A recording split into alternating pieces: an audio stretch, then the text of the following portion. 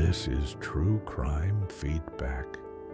If you're fascinated by the darkest corners of the human mind, where nightmares bleed into reality, you're in the right place.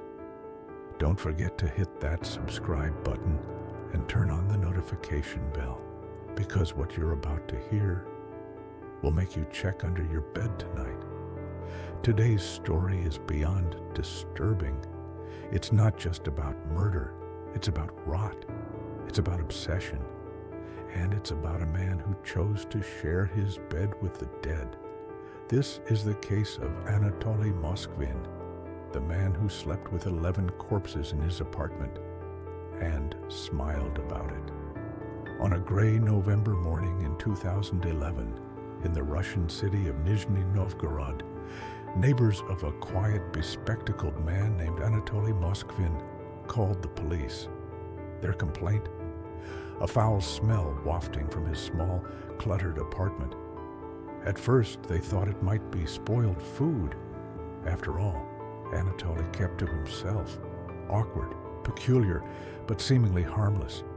He was a historian, a language expert, fluent in over a dozen languages. Who would suspect him of this?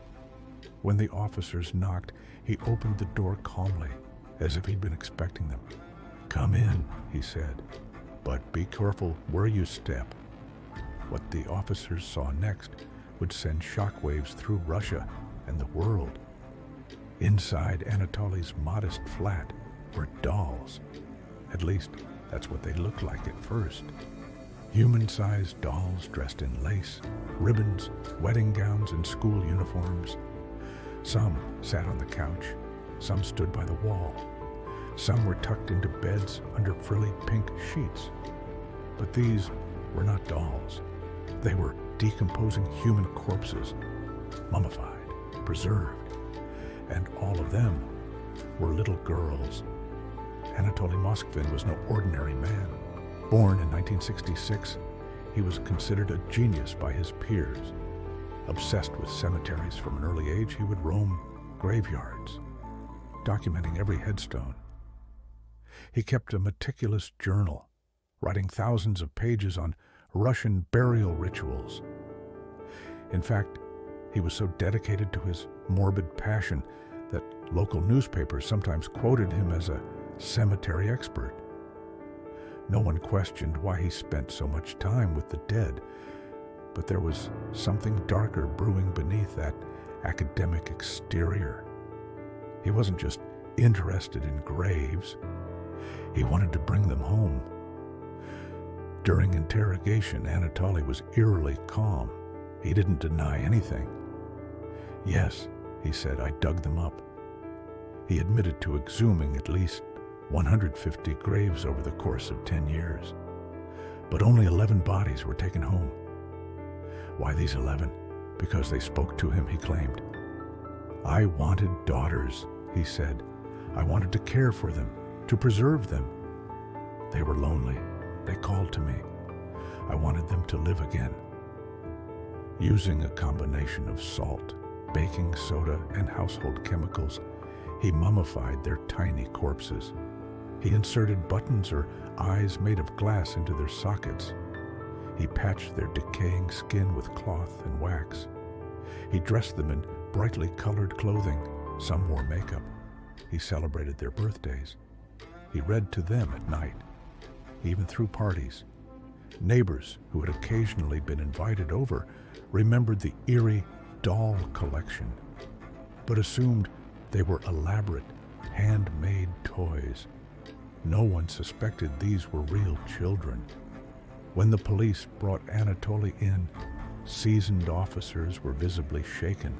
Some vomited. Others couldn't finish their reports. A press conference was held the next day. The regional police chief stood in front of reporters, pale-faced. "This is unprecedented," he said. "We found 26 plaques in the home with names and birth dates. He kept journals of each girl's life. In some cases, he spoke of plans to wake them up." The media dubbed him the Russian Frankenstein. Parents whose children had gone missing years ago were contacted. DNA tests were performed. One by one, the identities of the girls were confirmed. Some had died from illness, others in accidents. All had been buried and then stolen from their final resting place.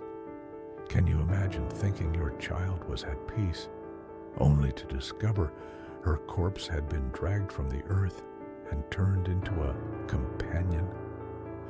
At trial, Anatoly showed little remorse. He argued that he never harmed anyone. He said he believed in ancient occult practices and thought he could bring the girls back to life using black magic and science. Death is just a barrier, he said. I was preparing them for rebirth. Doctors evaluated him and quickly declared him criminally insane. He was diagnosed with schizophrenia and committed to a psychiatric facility instead of prison.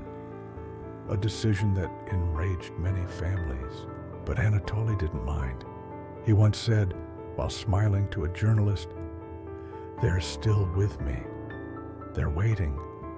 Anatoly remains in a secure mental hospital as of 2025.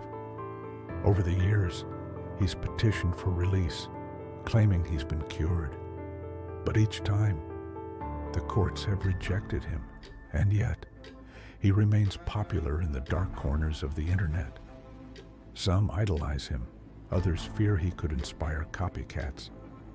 His case has also reignited debate in Russia over how graves are monitored, the security of cemeteries, and the treatment of mental illness. What's most disturbing is that for 10 years, he lived this way, attending lectures by day, digging up children by night, sleeping next to corpses, rotting, stinking corpses, night after night. No screams, no resistance, just the quiet creak of bed springs and the smell of the dead. Anatoly Moskvin didn't kill, but he violated the one thing every parent counts on: peace in death. His obsession, his rituals, his strange logic turned him into one of the most disturbing figures in modern true crime. He reminds us of something deeply chilling. The dead don't always stay buried. If you found this story disturbing, shocking, or unforgettable, hit that subscribe button.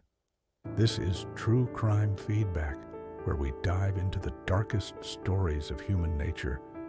And remember, there are monsters out there.